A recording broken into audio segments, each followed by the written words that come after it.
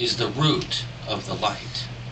The unmoved is the source of all movement. Thus, the master travels all day without leaving home.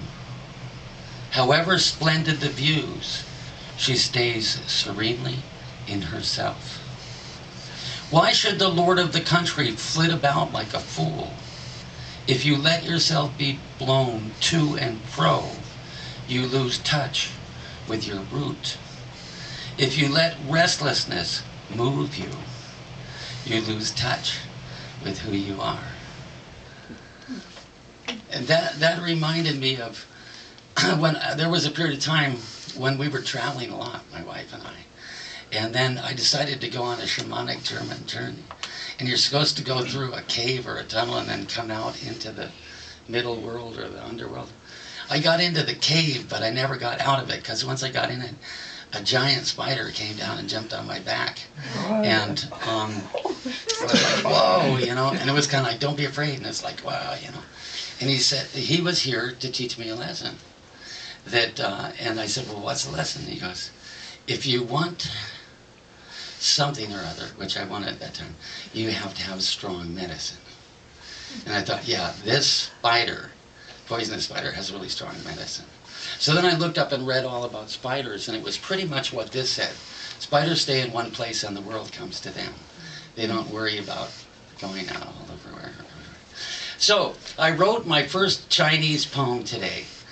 I don't know if any of you remember back in the time when I was writing 8 stanza poems, because I was studying the number 8, remember, octinas. I made up the form octinas and was writing them. Through the number 8, I got into the I Ching, started studying the I Ching, and then I thought, I'm not really reading the I Ching, I'm just reading an English translation, so I started studying Chinese. I haven't yet been able to read the I Ching in Chinese, but today I decided, while I was sitting on the toilet, I'd haven't written any new poems. I should do one in Chinese. So, 我住在北京，但是我不喜欢北京。我想住在西安，那儿喵喵喵，嘿，美女国是很大，嘿，好吃。So, the translation of that is, I live in the North Capital, but I don't like the North Capital. I want to live in the peaceful Western city, where many cats say meow meow, and, and the women's fruit is very big and delicious.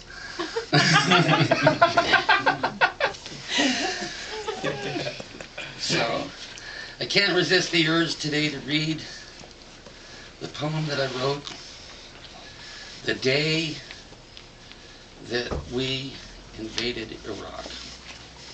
I was living in Maryland at the time. Went to a Starbucks, and it was a beautiful sunny day. I was sitting on a table in the sun with my latte, and I wrote down this poem. George W. Bush was president at that time, and I had just bought a cowboy hat. And blue hovers over green, and unseen molecules force their way across the scape, causing hats to fly like Scud missiles.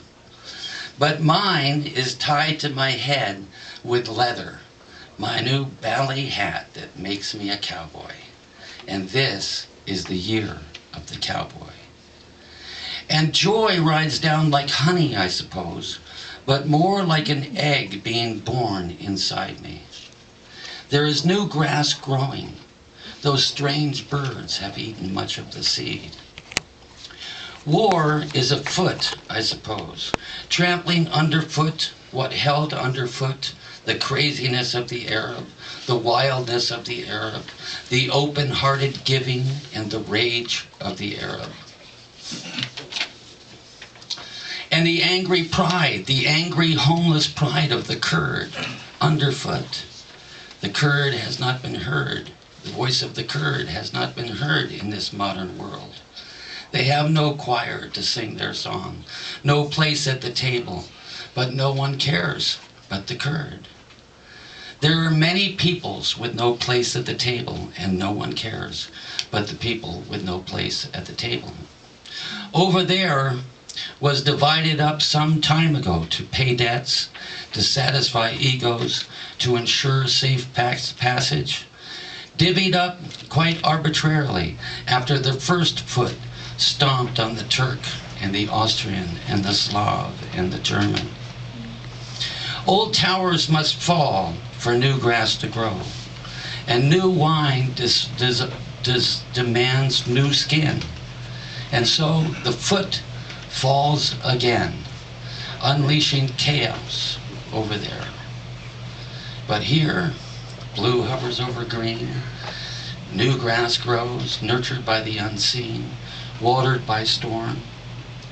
And chaos has its patterns, doomed to blossom. That was it. This one is about a Zen monastery in Santa Cruz that I went to back in 1971 with my cousin, Pamela. Kind of coming full circle from the Tao Te Ching to Zen. I remember the monastery crashing against the rocks on that cool spring California night. White foam spraying as we stared intensely at the blank walls. No thinking, no seeing, no ing. As the flames rose and our heads exploded, blowing great holes through the shingled roof. And you were the tiger's claw, hidden behind the veil. And I was the burning cauldron, casting stars into the endless night. Wow. Thank you.